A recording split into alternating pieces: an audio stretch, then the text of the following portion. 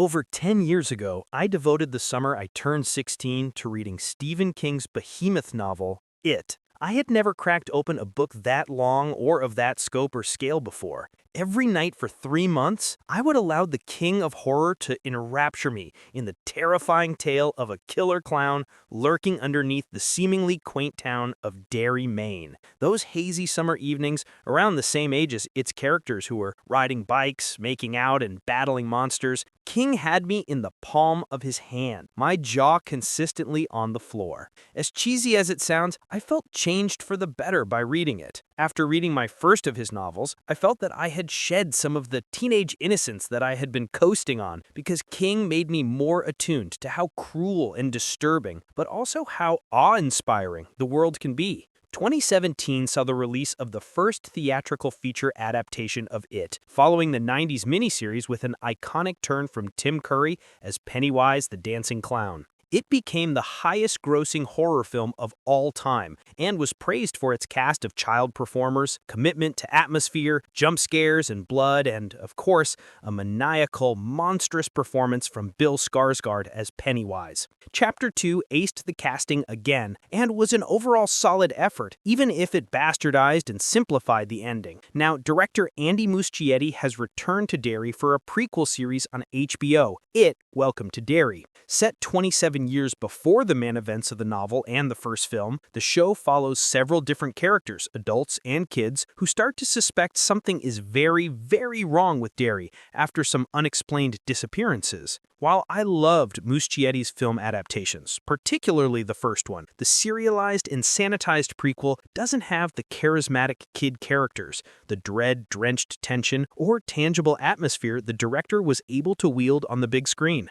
What is It, Welcome to Derry about? It's 1962 in Derry, Maine, at the height of the Cold War, and a local military base is hell-bent on devising weapons to beat the communists. Jovan Adepo's decorated military pilot, Captain Leroy Hanlon, has returned from Korea, barely in one piece, as he says, to work on a top-secret project in Derry, the details of which his superiors are not quick to share with him. This also brings him into contact with fellow soldier Dick Hallorann, who we know goes on to become the Overlook's head chef in King's The Shining. In that story, Hallorann also has the shine, helping a young Danny Torrance with his powers, and saves him and his mother from his deranged father in the finale. In Welcome to Derry, Hallorann's gift makes him a great asset to the U.S. military in their top-secret mission. Alongside Leroy, his wife, Charlotte, and 12-year-old son, Will, have moved to Derry for his new job. But the Hanlons are unaware that strange things have been happening in the town. A young boy has been missing for 3 months, and the only person who seems to genuinely care is his one true friend, Lily, who is widely labeled as a pariah for her reaction to her father's horrible death in a work accident. This is the town where kids who still don't have body hair are depraved enough to taunt Lily for having a dead dad. Any poor souls who are attacked by IT see the entity taking the form of their greatest fears, and when the police don't believe them and jail an innocent man, the kids must fight alone, while the military uses Hallorann's shining abilities in an attempt to find the entity and aim to control it, even though they clearly don't know what they're in for. Welcome to Derry is nowhere near as terrifying as the It movies.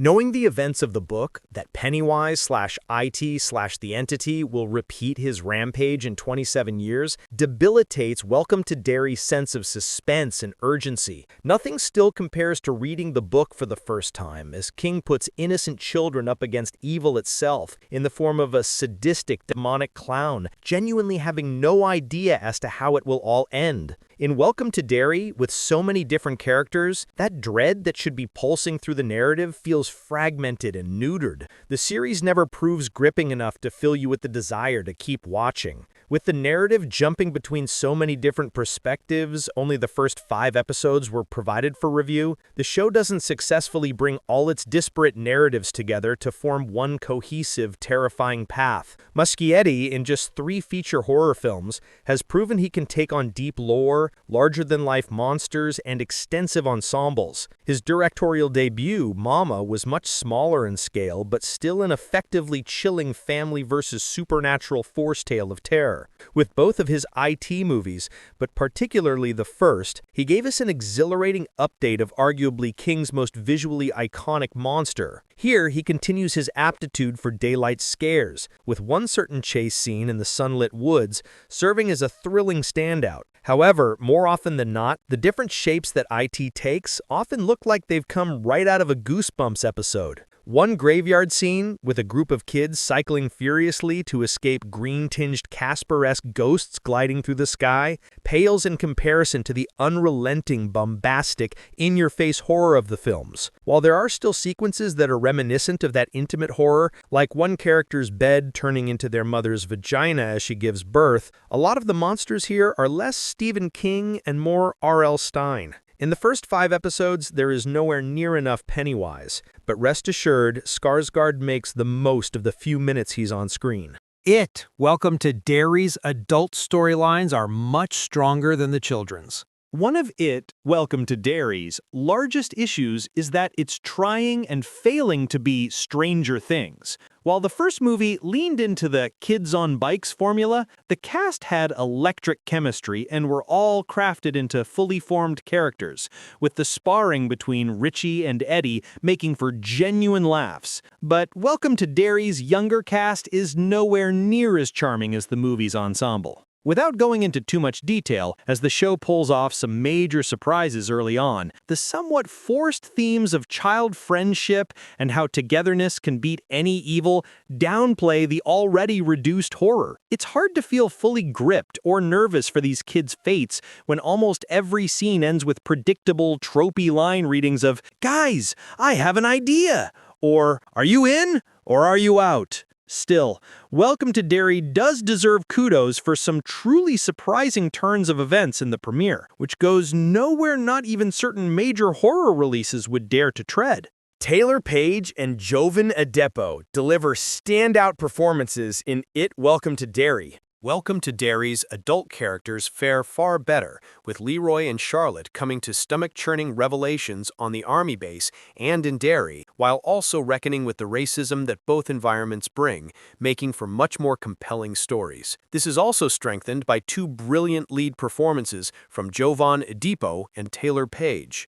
Adepo is a strong, grounding presence as a revered military man caught between his duty and a newfound fear for his family. The military set scenes between Leroy and James Remar as General Shaw up the urgency and dread, establishing the stakes before the narrative cycles back to bike-riding kids. As Charlotte, Taylor Page uses that same world weariness that made her such a compelling protagonist in Zola and transports it back to the early 60s for a character who both understands and rejects the place white society has forced her into. Nailing the mid-century Southern drawl of an educated woman who wants to fight the resistance but also support her family, Page's performance holds up the emotional and cultural stakes of the story, making her scenes just as engaging even when she's nowhere near any monsters. Chalk matches the esoteric, tortured Hallorann that Scatman Crothers created in 1980 without ever feeling like he's clamoring to do an exact imitation. As Lily,